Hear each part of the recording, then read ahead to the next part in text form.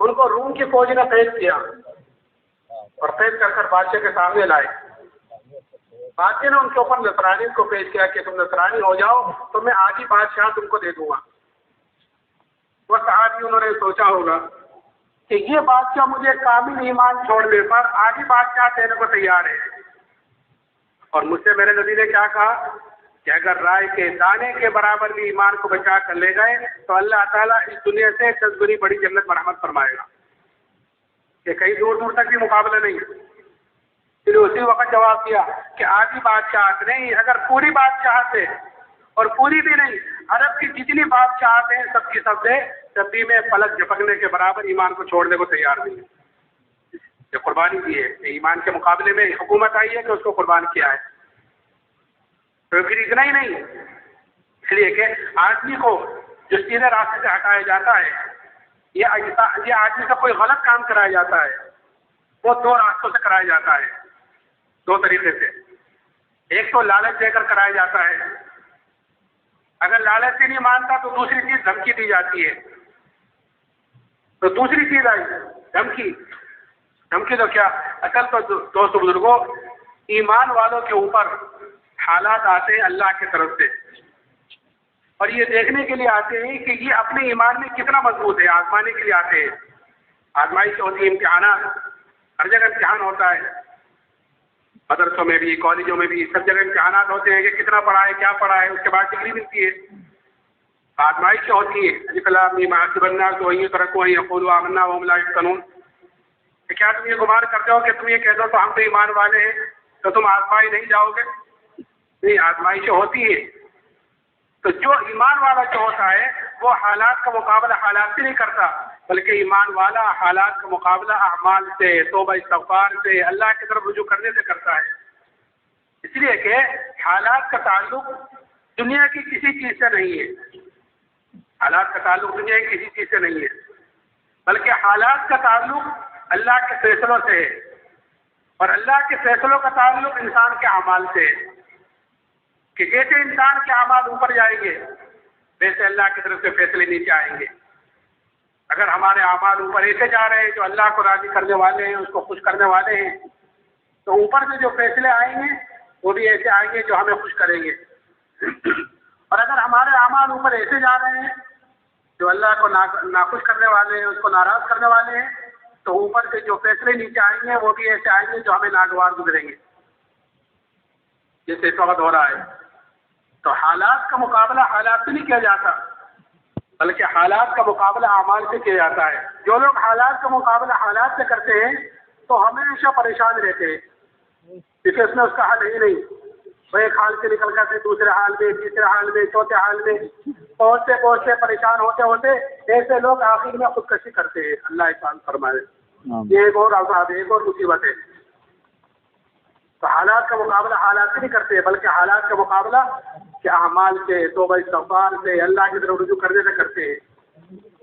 ایک مرتبہ حضرت عمر رضی اللہ تعالیٰ عنہ کے زمانے میں قحط سالی ہوئی، قحط پڑا، اور ایسا زبردست قحط پڑا کہ جانور تک ہلاک ہونے شروع ہو گئے، جانور تک مرنے شروع ہو گئے. حضرت عمر رضی اللہ تعالیٰ عنہ نے شام سے اور مصر سے غلے منگائے، غلے آئے، آ کر ختم ہو گئے، لیکن قحط سالی ختم نہیں ہوئی.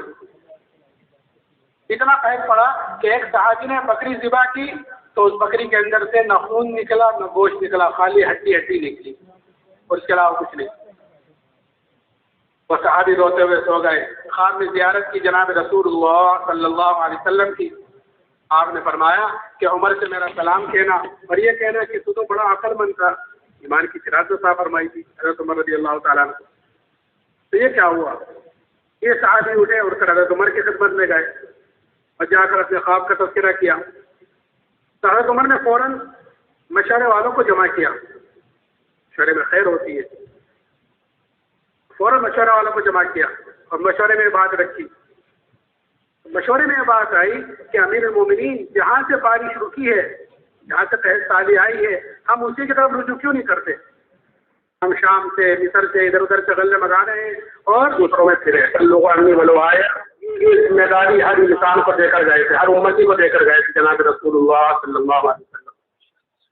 تو اگر کوئی ان دونوں ذمہ داریوں کو پورا کر رہا ہے تو اللہ کے یہاں اس کی قدر و قیمت ہے، اللہ کے یہاں اس کی حیثیت ہے، اللہ کے یہاں اس کا مقام ہے۔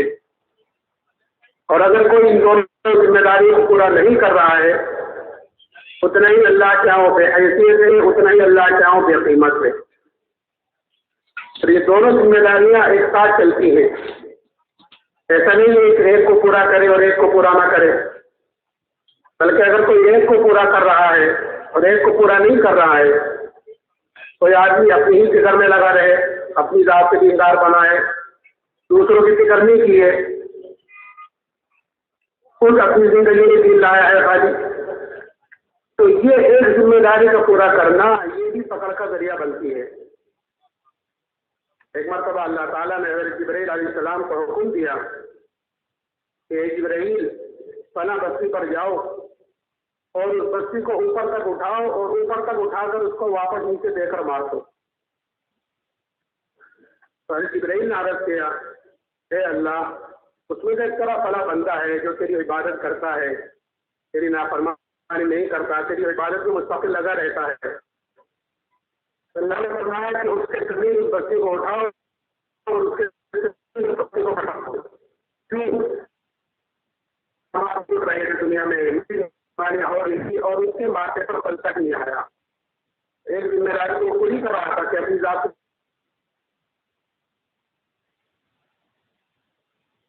لیکن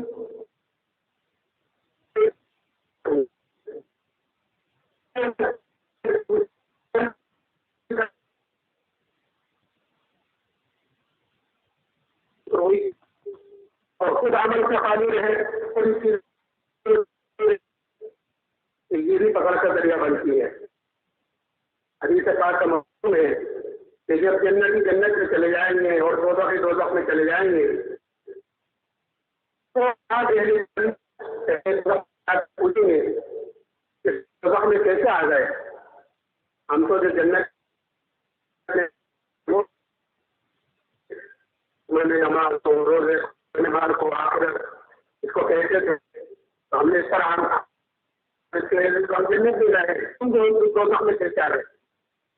تو وہ کہیں گے کہ ہم تم کو کہتے تھے لیکن خود عمل نہیں کرتے تھے، ایک ذمہ داری پوری کر رہے تھے کہ دوسروں کو پاس پہنچا رہے تھے ساری چیزیں، لیکن عمل کے جواب سے خود کھو رہے تھے۔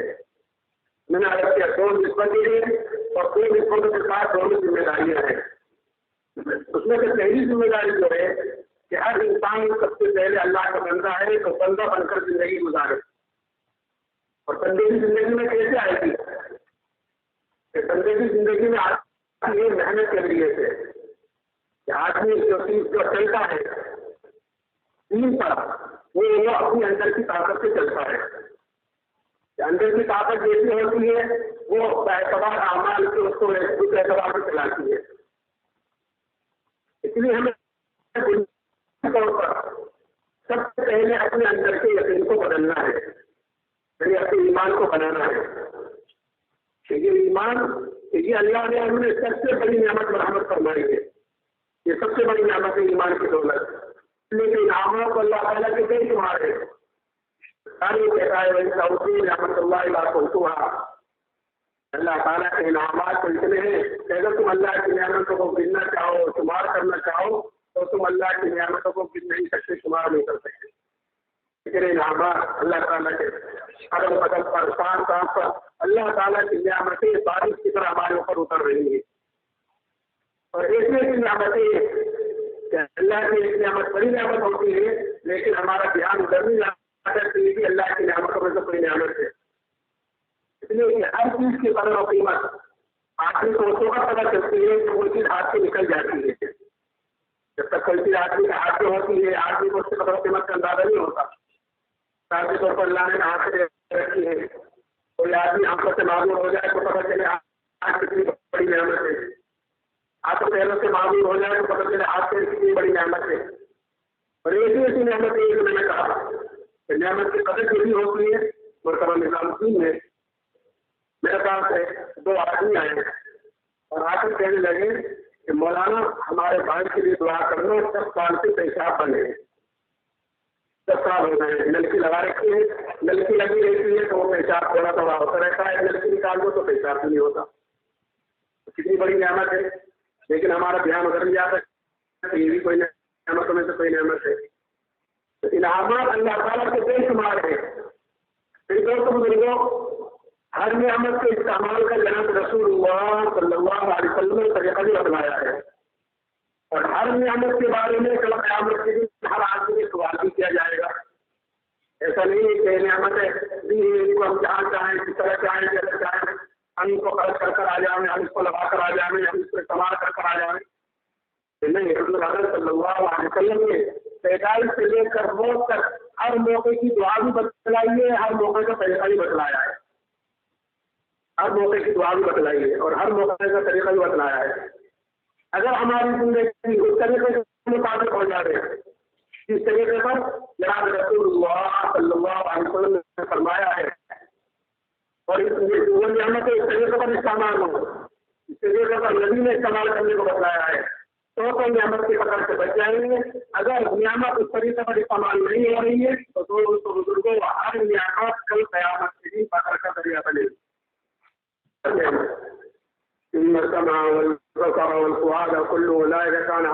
हर चीज से सवाल किया जाएगा। क्या है क्या आदमी का कदम अपनी जगह से नहीं हट सकता जब तक उससे 4 नियामतों के बारे में 4 सवाल न कर लिए जाए। एक सवाल मुतलक तौर पर कि जिंदगी कहाँ गुजार कर आए हो, कैसी गुजार कर आए हो। फिर जिंदगी के अंदर जरूरियात है, एक जो जवानी है तो वो जवानी कैसी गुजार कर आए हो, कैसी गुजार कर आए हो। अल्लाह के फैलाने में इबादत में जवानी को इबादत अल्लाह का मकबूल है। वो 7 आदमी जो क़यामत के साए के नीचे होंगे उनमें जो जवान भी होगा जो जवानी में अल्लाह की इबादत कर रहा होगा। जवानी कहाँ गुजार कर आए हो, और माल कहाँ से कमाया, हलाल कमाया कि हराम कमाया, जायज़ कमाया नाजायज़ कमाया। अब कमा लिया हमारा हो गया, हम जगह चाहें जिस तरह चाहें इसको खर्च करें, नहीं कमा लिया हलाल तरीके से तो फिर इसको खर्च कहाँ किया, जो जानते थे उस पर कितना अमल किया। ये 4 सवाल हर आदमी से ऐसी अदालत में होने वाले हैं कि वहाँ न तो कोई झूठ काम आएगा, न वकील काम आएगा, हिसाब किताब का रजिस्टर सामने कर दिया जाएगा। यही बड़ा किताबत कपा के नफ्स के लिए आने का हदीबा, ये तुम्हारा रजिस्टर है, इसको पढ़ लो और अपना मुहासबा खुद करो। अल्लाह ताला हमें उन 4 सवालों के जवाब की तैयारी करने की तौफीक नसीब फरमाए। तुम्हें अर्ज़ कर रहा था कि इनामात तो अल्लाह ताला के बेशुमार है, लेकिन इन तमाम नियामतों में जो सबसे बड़ी नियामत अल्लाह ने मुझे और आपको बरामद फरमाई है वो ईमान की दौलत है। इससे बड़ी कोई नियामत नहीं है। इसलिए कि आदमी अगर खुदा न खास्ता ईमान के बगैर इस दुनिया से जाता है तो फिर कल क़यामत के दिन अपनी जान के दुनिया में दुनिया का सारा सोना चांदी दे दे तो कल क़यामत के दिन अल्लाह के नाम से नहीं बच सकता। इतनी बड़ी दौलत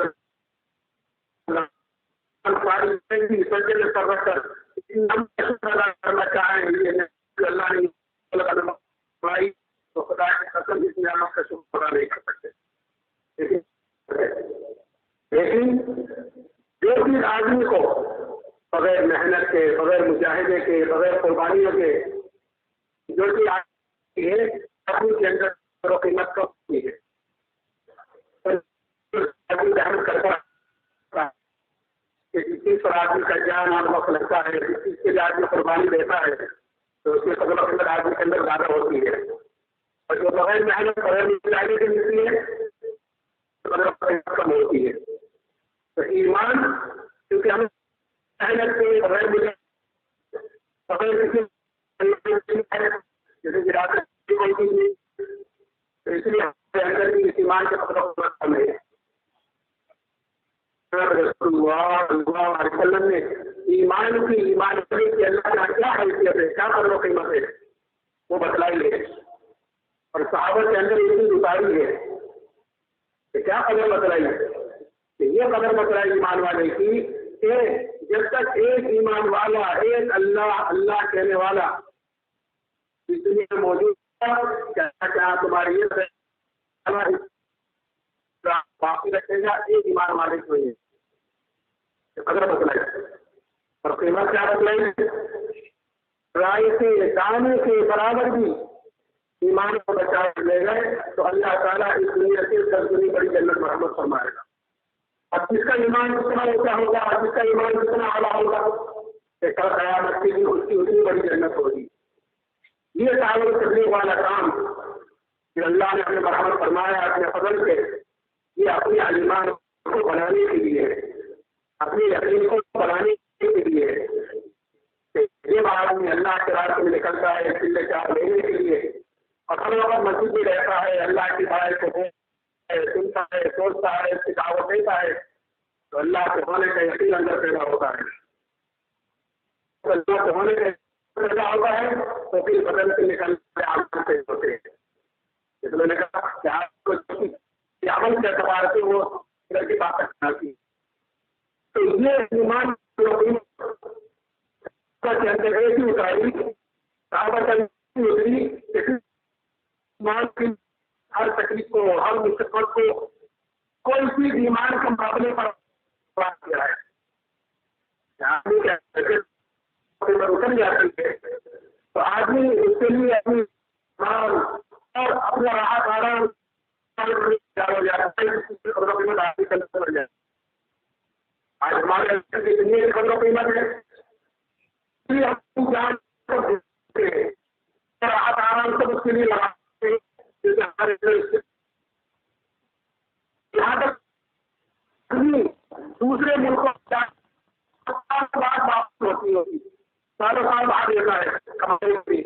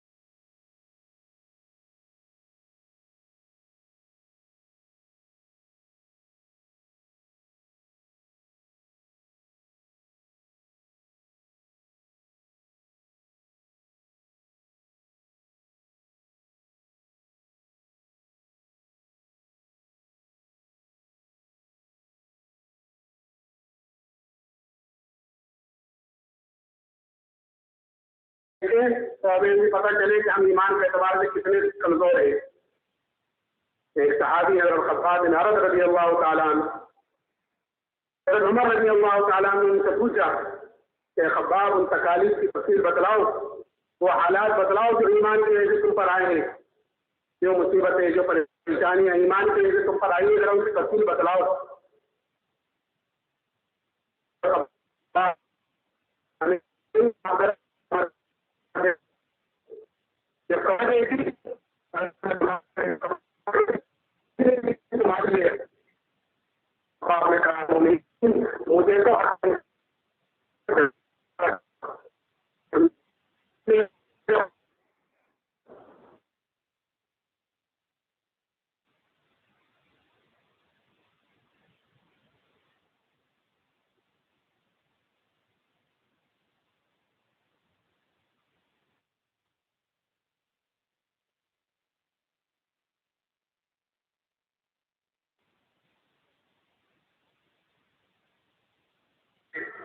تو سریے کو گرم کر اس سے ان مصیبتوں کو برداشت کرنا آسان ہوا، ان تکلیفوں کو برداشت کرنا آسان ہوا. اور پھر اتنا ہی نہیں، جب فتوحات کا دروازہ کھلا اللہ کی طرف سے، اس لیے کہ ایمان والی کی علامت بتلائی گئی ہے، مومن کی 2 علامت بتلائی گئی ہے. مومن جو کام کرتا ہے، نماز پڑھی ہے، روزہ رکھا ہے، حج کیا ہے، زکات کی ہے، اور دوسرے اعمال تیرے اعمال ہیں، اب اس وقت اللہ کے راستے میں نکلے ہوئے ہیں، यहाँ पर सर्दी गर्मी थोड़ी सी राहत आराम आगे पीछे हुआ है, अल्लाह ताला इसको कबूल फरमाए। तो मोमिन जो अमल करता है उसका बदला वो दुनिया में नहीं चाहता, इसलिए कि उसको पता है यहाँ जो मिलेगा वो वक्ती मिलेगा और थोड़ा मिलेगा, आखिरत के एतबार से थोड़ा और वक्ती के मौत तक। और आखिरत में जो मिलेगा कि वो हमेशा के लिए मिलेगा और दुनिया से बहुत ज्यादा मिलेगा। इसलिए मोमिन अपने नेक अमाल का बदला दुनिया में नहीं चाहता। और मोमिन जो काम करता है, जो भी नेक अमल किया है, उसने जो काम भी किया है कि वो अपने अल्लाह को राजी करने के लिए करता है। कोई देख रहा है नहीं देख रहा है, कोई खुश है ना खुश है, कि उसको परवाह नहीं है कि मेरा अल्लाह मुझसे राजी हो जाएगा, ये असल है। कि हर चीज में मोमिन अपने अल्लाह पर नजर जमाए हुए होता है, मेरे अल्लाह का क्या हुक्म है। इसीलिए हज़रत सल्लल्लाहु अलैहि वसल्लम ने हज़रत अबू ज़र रज़ियल्लाहु ताला अन्हु को नसीहतें की थी। उसमें एक नसीहत ये भी थी कि हे अबू ज़र, अल्लाह के मामले में किसी मलामत करने वाले की मलामत की परवाह न करना। अल्लाह ने हुक्म दिया है, क्या हुक्म दिया है, मा आताकुमुर रसूलु फखुज़ू व मा नहाकुम अन्हु फंतहू। जिंदगी गुजारने का तरीका कि जो कुछ तुम्हें तुम्हारा नबी दे उसे ले लो और जिस चीज से रोके उससे रुक जाओ। तो हुजूर अक़रम सल्लल्लाहु अलैहि वसल्लम कामिल और मुकम्मल दीन लेकर आए हैं। और खाली नमाज पढ़ना, खाली रोजा रखना इतना दीन नहीं है, बल्कि दीन तो अमल के मजमुए का नाम है। कि हुजूर अक़रम सल्लल्लाहु अलैहि वसल्लम पैदाइश से लेकर मौत तक हर मौके की दुआ दी और हर मौके का तरीका लेकर आए। वो पूरी जिंदगी, ये 24 घंटे की पूरी जिंदगी, 60-70 साल की जितनी जिंदगी अल्लाह ने बरामद फरमाई, ये पूरी जिंदगी कि ये हमारी पूरी जिंदगी नबी के तरीके के मुताबिक हो जाए तो हमारी जिंदगी बनेगी दीनी। और अगर कुछ है कुछ नहीं है तो फिर जिंदगी दीनी नहीं है, बल्कि आगे जाकर पकड़ का जरिया बनेगी। जैसे नमाज एक नाम है, लेकिन नमाज खाली क़याम का, खाली रुकू का इतना नहीं है, बल्कि उसमें क़याम भी है, रुकू भी है, सजदा भी है, तशहुद भी है, जलसा भी है, क़िराअत भी है, सलाम भी है। ये सारी चीजें होती हैं तो इसका नाम बनता है नमाज। अगर कोई एक चीज कम हो जाए कि वो नमाज कामिल नहीं है, मुकम्मल नहीं है। 5 चीजों से नमाज होती नहीं है, 5 चीजों को करना पड़ता है सजदा वगैरह के साथ, वही मसला है। तो नमाज खाली नाम है, लेकिन उसमें सारी चीजें हैं। ऐसे दीन एक नाम है, तो दीन एक आध अमल का नाम नहीं है, बल्कि दीन तो अमल के मजमुए का नाम है, अमल के मजमुआ। मैंने कहा कि हुजूर अल्लाह ताला ने फरमाया कि मा आताकुमुर रसूलु फखुज़ू, कि जिंदगी के जिस शोबे में तुम्हें जो नबी दे, कि वो चाहे शादी ब्याह हो, कमाना हो, खर्च करना हो, घर वालों के साथ कैसे रहना, बाहर वालों के साथ कैसे रहना, हमारे मामलात कैसे हो, हमारे माशरा कैसा हो, कि हुजूर सल्लल्लाहु अलैहि वसल्लम पर कामिल और मुकम्मल दीन उतरा है। कि जिंदगी के किसी शोबे में भी उम्मीद रखने की गुंजाइश नहीं है कि यहाँ का दीन नहीं उतरा है नबी पर। बल्कि फरमाया अल-यौमा अकमलतु लकुम दीनकुम व अतममतु अलैकुम निअमती, कामिल और मुकम्मल दीन। तो उसका वो कामिल और मुकम्मल दीन हमारी जिंदगियों में आवेगी, असल है। उसके लिए मेहनत है कि जब मेहनत कर कर आदमी के अंदर का यकीन बनेगा, जब मेहनत कर कर आदमी अपने ईमान को बनाएगा, तो फिर आदमी अपने दीन की तरफ से भी फिक्रमंद होगा। जैसे सहाबा इकराम कि उन्होंने अपने ईमान को बनाया, पहले तअल्लमना ईमान सुम्मा तअल्लमना कुरान, पहले हमने ईमान को बनाया है, फिर हमने कुरान सीखा है। कुरान सीखा, कुरान यानी शरीयत दीन। कि जब ईमान बन गया तो फिर दीन पर चलना आसान हो गया। फिर कोई रुकावट आई चलने में तो उस रुकावट को बर्दाश्त करना भी आसान हुआ। रुकावट आती है दीन पर चलने में। रुकावट कैसे आती है कि एक तरफ हुक्म आता है और एक तरफ ख्वाहिश आती है। तो अगर ईमान बना हुआ होगा तो आदमी अपनी ख्वाहिश को कुर्बान करेगा और हुक्म को पूरा करेगा। यह साहब ने किया। एक मरतबा एक सहाबी घर में शराब का दौर चल रहा था। शराब ऐसी चीज है, हर नशे वाली चीज बड़ी मुश्किल से छूटती है। हर नशे वाली चीज। हमारे एक मरतबा निजामुद्दीन में जमात में गए, 10-12-15 साल हो गए। तो निजामुद्दीन का एक आदमी हमारे साथ था, बस्ती का। مگر وہ ایسا تھا شراب پینے، جوا کھیلے اور ہر غلط کام اس میں کر رکھے تھے، اور شراب سے تو اس کے گھر والے بہت پریشان تھے۔ ایک چلے میں چلا گیا ہمارے ساتھ، ماشاء اللہ وقت اچھا لگایا، اور آدمی جب چلے میں نکلتا ہے تو ایمان پر چوٹ پڑتی ہے، تو آدمی کو خود اوپر ندامت شرمندگی بھی ہوتی ہے، آئندہ کے لیے توبہ استغفار بھی کرتا ہے۔ تو وہ تہجد کی اذان سے، تہجد کے وقت سے، فجر کی اذان سے ایک ایک گھنٹہ پہلے اٹھ کر رونا شروع کر دیتا تھا اللہ کے سامنے، اور اس پر یہ اثر ہوا کہ اس نے امیر جو ذمہ دار تھا اس کو وصیت لکھنی شروع کر دی کہ موت کا رشتہ دار ہوتا ہے، آخرت کا رشتہ دار ہوتا ہے۔ آدمی غافل ہو جاتا ہے نا موت سے، تو پھر غلط کام کرتا ہے کہ موت کا رشتہ دار ہوا، آخرت کا رشتہ دار ہوا، تو اس نے وصیت شروع کر دی اور پرچہ لکھ کر امیر کو دے دیا۔ ماشاء اللہ ایک کیفیت بنی اس کے اندر۔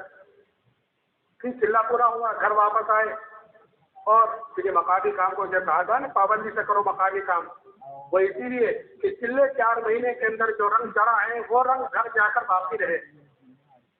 اگر گھر جا کر مقامی کام کو چھوڑ دیتے ہیں تو جو چلے 4 مہینے میں رنگ چڑھا ہے وہ آہستہ آہستہ ختم ہو جاتا ہے۔ گاڑی ہوتی ہے، کوئی آدمی نئی گاڑی خریدے اور نئی گاڑی خرید کر اس کو گھر میں گیرج میں کھڑا کر دے، تو وہ کھڑے کھڑے اس کے پرزے خراب ہونے شروع ہو جاتے ہیں، پھر کھڑی ہو گئی، وہ چل نہیں رہی۔ اور پرانی گاڑی ہے اور آ کر چلا رہا ہے اس کو گھر پر، تو وہ چلتی رہتی ہے، سالوں سروس کے لیے جاتی رہتی ہے اور چلتی رہتی ہے کیونکہ وہ چل رہی ہے۔ مقامی کام کو پابندی سے سیدھے کہا جاتا ہے تاکہ جو رنگ چلے 4 مہینے میں، 7 مہینے میں، سال میں چڑھا ہے وہ گھر جا کر باقی رہے۔ بہرحال چلے سے واپس آئے تو آ کر تھوڑا سا بہت وہ مقامی کام میں لگا، پھر آہستہ آہستہ آہستہ آہستہ پھر وہ اسی حالت پر چلا گیا جس حالت پر پہلے تھا، وہ شراب وغیرہ پینے لگا۔ اللہ حفاظت فرمائے۔ تو میں کہہ رہا تھا کہ ہر نشے والی چیز بڑی مشکل سے چھوٹتی ہے۔ ایک صحابی کے گھر میں شراب کا دور چل رہا تھا، شراب پی جا رہی تھی، کان میں آواز پڑی کہ شراب حرام کر دی گئی ہے۔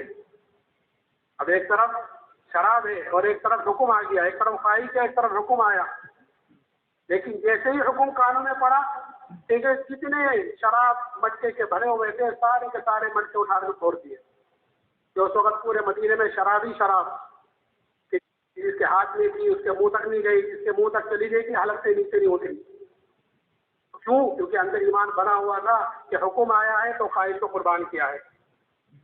میں عرض کر رہا تھا کہ حضور اعظم صلی اللہ علیہ وسلم نے حضرت ابو ذر سے فرمایا تھا کہ اے ابو ذر، اللہ کے معاملے میں کسی ملامت کرنے والے کی ملامت کی پرواہ نہ کرنا۔ مومن کی علامت بتلائی گئی ہے کہ مومن جو کام کرتا ہے کہ وہ اپنے اللہ کو راضی کرنے کے لیے کرتا ہے۔ اسی لیے جب فتوحات کا دروازہ کھلا تو صحابہ کرام رضی اللہ عنہم اجمعین اس پر رویا کرتے تھے کہ کہیں ہماری تکلیفوں کا، ہماری مشقتوں کا کہیں ہمارا کہیں بدلہ دنیا میں تو نہیں مل رہا ہے۔ ان کو پتہ تھا یہاں تو جو ملے گا وہ تھوڑا ملے گا اور وقتی ملے گا۔ تو بزرگوں، جو ایمان اللہ نے صحابہ کو مرحمت فرمایا تھا وہی ایمان اللہ نے مجھے اور آپ کو بھی مرحمت فرمایا ہے۔ فرق اتنا ہے کہ صحابہ محنت کر کر اپنے ایمان کے اعتبار سے اعلیٰ درجوں پر پہنچ گئے تھے، اور ہم نے محنت کو چھوڑا ہے اس لیے ہم ایمان کے اعتبار سے کمزور درجے پر پہنچ گئے ہیں۔ اسے چھوٹی چھوٹی باتوں پر اپنے ایمان کو مسلمان بھیج دیتا ہے، چھوٹی چھوٹی تکلیفوں پر، چھوٹی چھوٹی چیزوں پر ایمان کے تقاضوں کو پورا کرنے سے پیچھے رہ جاتا ہے۔ ایمان کو بنانا اور ایمان بنتا ہے قربانیوں سے۔ صحابہ نے اس طرح تکلیفیں برداشت کی ہے ایمان کے لیے، ایسے ہی ایمان کے مقابلے میں کوئی چیز آئی ہے ایمان کے مقابلے میں تو اس کو قربان کیا ہے۔ قربانی آئی ہے کہ ایک طرف ایمان ہے، ایک طرف حکومت آئی ہے کہ صحابہ نے حکومت کو قربان کیا ہے، ایمان کے مقابلے پر آئی ہے۔ ایک صحابی حضرت عبداللہ ابن حذافہ رضی اللہ تعالیٰ عنہ، ان کو روم کی فوج نے قید کیا اور قید کر کر بادشاہ کے سامنے لائے۔ بادشاہ نے ان کے اوپر نصرانیت کو پیش کیا کہ تم نصرانی ہو جاؤ تو میں آدھی بادشاہ تم کو دے دوں گا۔ وہ صحابی انہوں نے سوچا ہوگا کہ یہ بادشاہ مجھے کامل ایمان چھوڑنے پر آدھی بادشاہ دینے کو تیار ہے، اور مجھ سے میرے نبی نے کیا کہا کہ اگر رائے کے دانے کے برابر بھی ایمان کو بچا کر لے گئے تو اللہ تعالیٰ اس دنیا سے 10 گنی بڑی جنت مرحمت فرمائے گا۔ یہ کہیں دور دور تک بھی مقابلہ نہیں۔ پھر اسی وقت جواب دیا کہ آدھی بادشاہت نہیں، اگر پوری بادشاہت ہے اور پوری بھی نہیں، عرب کی جتنی بادشاہت ہیں سب کی سب سے डब्बी में पलक झपकने के बराबर ईमान को छोड़ने को तैयार नहीं है। जो कुर्बानी दी है, ईमान के मुकाबले में हुकूमत आई है कि उसको कुर्बान किया है। तो फिर इतना ही नहीं, इसलिए कि आदमी को जो सीधे रास्ते से हटाया जाता है, ये आदमी से कोई गलत काम कराया जाता है, वो दो रास्तों से कराया जाता है, दो तरीके से। एक तो लालच देकर कराया जाता है, अगर लालच से नहीं मानता तो दूसरी चीज धमकी दी जाती है। तो दूसरी चीज आई धमकी। धमकी तो क्या, असल तो दोस्तों बुजुर्गों, ईमान वालों के ऊपर हालात आते हैं अल्लाह की तरफ से, और ये देखने के लिए आते हैं कि ये अपने ईमान में कितना मजबूत है, आजमाने के लिए आते हैं। आजमाइश होती है, इम्तिहान, हर जगह इम्तिहान होता है, मदरसों में भी, कॉलेजों में भी, सब जगह इम्तिहान होते हैं कि कितना पढ़ा है, क्या पढ़ा है, उसके बाद डिग्री मिलती है। आजमाइश होती है, क्या तुम ये गुमान करते हो कि तुम ये कह दो तो हम तो ईमान वाले हैं, तो तुम आजमाई नहीं जाओगे? नहीं, आजमाइश होती है। तो जो ईमान वाला जो होता है वो हालात का मुकाबला हालात से नहीं करता, बल्कि ईमान वाला हालात का मुकाबला अमाल से, तौबा इस्तग़फ़ार से, अल्लाह की तरफ रुजू करने से करता है। इसलिए कि हालात का ताल्लुक दुनिया की किसी चीज से नहीं है, हालात का ताल्लुक दुनिया की किसी चीज से नहीं है, बल्कि हालात का ताल्लुक अल्लाह के फैसलों से है, और अल्लाह के फैसलों का ताल्लुक इंसान के अमाल से है। कि जैसे इंसान के अमाल ऊपर जाएंगे वैसे अल्लाह की तरफ से फैसले नीचे आएंगे। अगर हमारे अमाल ऊपर ऐसे जा रहे हैं जो अल्लाह को राजी करने वाले हैं, उसको खुश करने वाले हैं, तो ऊपर से जो फैसले आएंगे वो भी ऐसे आएंगे जो हमें खुश करेंगे।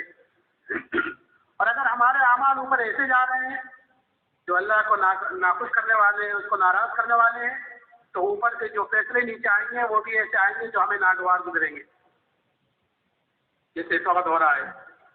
तो हालात का मुकाबला हालात से नहीं किया जाता, बल्कि हालात का मुकाबला अमाल से किया जाता है। जो लोग हालात का मुकाबला हालात से करते हैं तो हमेशा परेशान रहते हैं, क्योंकि उसमें उसका हल ही नहीं।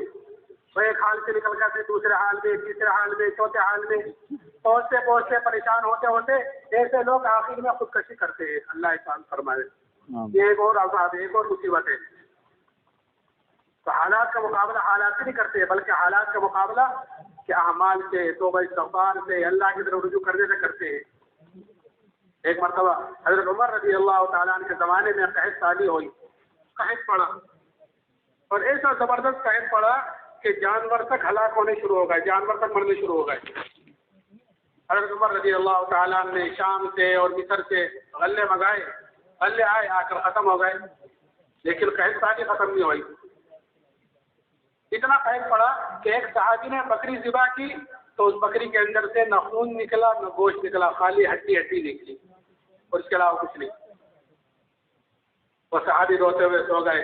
ख्वाब में ज़ियारत की जनाब रसूलुल्लाह सल्लल्लाहु अलैहि वसल्लम की। आपने फरमाया कि उमर से मेरा सलाम कहना और ये कहना कि तू तो बड़ा अक्लमंद था। ईमान की फिरासत सा फरमाई थी हज़रत उमर रज़ी अल्लाह तआला अन्हु। तो ये क्या हुआ? ये सहाबी उठे और हज़रत उमर की खिदमत में गए और जाकर अपने ख्वाब का तज़किरा किया। तो हज़रत उमर ने फौरन मशवरे वालों को जमा किया, मशवरे में खैर होती है। फौरन मशवरे वालों को जमा किया और मशवरे में बात रखी। मशवरे में बात आई कि अमीर मोमिनीन, जहाँ से बारिश रुकी है, जहाँ से कहत ताली आई है, हम उसी की तरफ रुजू क्यों नहीं करते? हम शाम से, मिस्र से, इधर उधर से गल्ले मंगा रहे हैं, और कहत ताली तो अल्लाह की तरफ से आई है, हालात तो अल्लाह की तरफ से आए हैं, जहाँ ये चूक हो रही है। फौरन मदीने से बाहर गए और अभी तौबा इस्तग़फ़ारी कर रहे थे कि उसी वक्त बारिश शुरू हो गई। कि जब तक हालात का मुकाबला हालात से हो रहा था तो वह हालात बजाय खत्म होने के और बढ़ रहे थे, कि जब हालात का मुकाबला के तौबा इस्तग़फ़ार से किया, अल्लाह की तरफ रुजू करने से किया, तो अल्लाह ताला ने हालात को पलट दिया। आज भी दोस्तों बुजुर्गों, आज पूरी दुनिया पर जो हालात हैं और ख़ासतौर से मुसलमानों के ऊपर, उनका वाहिद इलाज यही है कि हर मुसलमान अल्लाह की तरफ तौबा इस्तग़फ़ार करने वाला बने, कि अपने तरफ से भी तौबा इस्तग़फ़ार करे, और हर इंसान, हर उम्मती, पूरी उम्मत का जिम्मेदार है, इसलिए पूरी उम्मत की तरफ से तौबा इस्तग़फ़ार करे। और तौबा का दरवाज़ा ये मौत तक खुला हुआ होता है, खुला हुआ है मौत तक। शैतान कि वो دو چیزیں کرتا ہے کہ پہلے تو توبہ کو ٹلواتا ہے کہ ٹھیک ہے کر لیں گے، دیکھ لیں گے، سوچ لیں گے، ابھی کیا جلدی ہے، تو ٹلاتا ہے توبہ کو، اور پھر آخر میں جا کر وہ مایوس کر دیتا ہے۔ یہ شیطانی کام ہوتے ہیں کہ کچھ فقر ساتھ لگا ہوا ہے۔ اس لیے پہلی فرصت میں ہر آدمی اللہ کی طرف توبہ استغفار کرنے والا بنے۔ عرض کرا تھا کہ دوسری چیز بھی ان صحابی اس بادشاہ نے دھمکی دی، دوسرے حالات آئے، ایک دیگ منگائی، دیگ کے اندر پانی کھولایا، پانی خوب کھول دیا تو بادشاہ نے قیدیوں کو بلا کر ان کے سامنے اس میں ڈلوایا اور یہ کہا کہ یہ تو ایمان سے پھر جاؤ، نہیں تو تمہیں بھی اس میں ڈالا جائے گا۔ وہ صحابی کہنے لگے تجھ سے جو ہو سکے وہ تو کر لے۔ بادشاہ نے حکم دیا کہ ان کو اس میں ڈال دو۔ جب لے جانے لگے تو وہ صحابی رونے لگے، اس کی اطلاع کی گئی، بادشاہ نے کہا تھا کوئی نئی بات ہو تو دیکھنا تو بتلانا۔ اس کی اطلاع کی گئی کہ وہ تو رو رہے ہیں، آج سمجھے آدمی سے ڈر گئے ہیں۔ پھر بلایا اور ان کے اوپر پھر نصرانی کو پیش کیا۔ وہ کہنے لگے واہ، میں نے تو میرے سے ایک مرتبہ کہہ دیا تھا کہ تجھ سے جو ہو سکے وہ تو کر لے، پھر رو کیوں رہے تھے؟ میں تو اس لیے رو رہا تھا کہ میرے بدن کے اندر ایک ہی جان ہے کہ وہ جان اس دیگ میں ڈالی جائے گی، ختم ہو جائے گی۔ میں تو اس لیے رو رہا تھا کاش میرے روئے میں جان ہوتی، میرے بدن کے اندر 100 جانیں ہوتی اور وہ ساری کی ساری جانیں آج اس دیگ میں ڈالی جاتی اور وہ ساری کی ساری جانیں میں اللہ کے نام پر قربان کرتا۔ ایک جان کا کیا قربان کرنا؟ تو یہ جذبہ بنتا ہے دعوت سے کہ جب آدمی اپنے دین کو لے کر حرکت میں ہوتا ہے، اللہ کی بڑائی کو بولتا ہے، سنتا ہے، تو پھر اللہ کے نام پر اپنی جان مال لگانے کا جذبہ اندر پیدا ہوتا ہے۔ میں عرض کر رہا تھا کہ یہ اجتماعات کا ہونا اور یہ چلے 4 مہینے میں نکالنا یہ اسی لیے ہے تاکہ ہمارے اندر اپنی دین کی کمزوری کا، اپنی ایمان کی کمزوری کا ہمارے اندر احساس پیدا ہو جائے۔ جب آدمی کے اندر کسی چیز کا احساس پیدا ہو جاتا ہے تو پھر کسی کو کہنے سننے کی ضرورت نہیں ہوتی، آدمی خود ہی اس کی فکر میں لگتا ہے۔ صحابہ اکرام رضی اللہ عنہ اجمعین کے اندر ایمان کا احساس تھا، دین کا احساس تھا، اسی لیے چھوٹی چھوٹی باتوں پر اپنے ایمان کی طرف سے فکر مند ہوتے تھے۔ چھوٹی سی بات ہے کہ جب ہم نبی کی مجلس میں ہوتے ہیں تو ہمارے اندر کی کیفیت کچھ اور ہوتی ہے، اور جب گھر آ جاتے ہیں تو اندر کی کیفیت کچھ اور ہوتی ہے، کہ اتنی سی بات پر کہ نبی کی مجلس میں کیفیت کچھ اور ہے، گھر آ کر کچھ اور ہے، کہ اپنے منافق ہونے کا ڈر پیدا ہو گیا کہ کہیں منافق تو نہیں ہوں۔ احساس ہے ہمارے اندر بھی احساس ہے، لیکن وہ دنیا داری کا احساس ہے۔ اللہ کرے ہمارے اندر بھی دین کے اعتبار سے احساس پیدا ہو جائے۔ آمین۔ تو ہمیں دعوت کے ذریعے سے اپنے اندر کے یقین کو بدلنا ہے، ایک دعوت کے ذریعے سے اپنے اندر کے یقین کو بدلنا اور دوسرے ذکر کے ذریعے سے اپنی غفلت کو ختم کرنا۔ غفلت بھی ہمارے اندر خوب ہے۔ کیسے غفلت ہے کہ ایک آدمی اللہ کے گھر میں اللہ کے سامنے کھڑا ہوا ہے، یعنی نماز پڑھ رہا ہے، مسجد میں ہے اور غافل ہے، حالانکہ اللہ کے سامنے کھڑا ہوا ہے، کہ کوئی کاروبار میں ہے، کوئی کھیتوں میں ہے، کوئی دکان میں ہے، کوئی بیوی بچوں میں ہے، کوئی کہیں ہے، کوئی کہیں ہے، اور نماز پوری ہو گئی، امام نے سلام پھیر دیا، ہم بھی سلام پھیر دیا، کہ غفلت کے ساتھ عمل ہو رہا ہے۔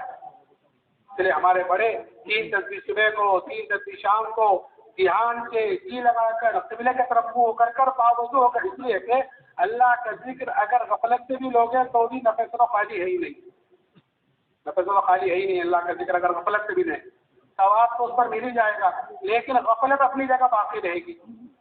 اور اصل ہے غفلت کا ختم کرنا، کہ جب دھیان سے جی لگا کر قبلے کی طرف منہ کر کر اللہ کا ذکر کریں گے، ایک تسبیح تیسرے کلمے کی، ایک درود شریف کی، ایک استغفار کی، تو پھر اللہ کا دھیان اندر اترے گا، کہ جب اللہ کا دھیان اندر آئے گا تو پھر عمل کرنے کے اندر مزہ آئے گا، تو کریں گے انشاءاللہ۔